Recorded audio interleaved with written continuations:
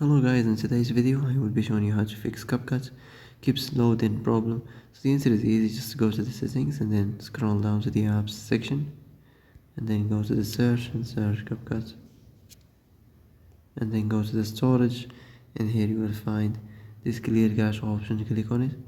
Now you can go check it if it worked, and if it didn't you can try to restart your phone or turn the Wi-Fi off and on, or the Bluetooth or the airplane mode.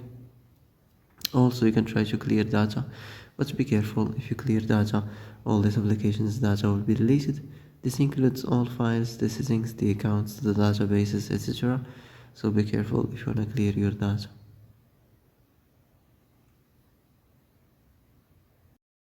And that's it for today's video. I hope this is the answer you've been looking for.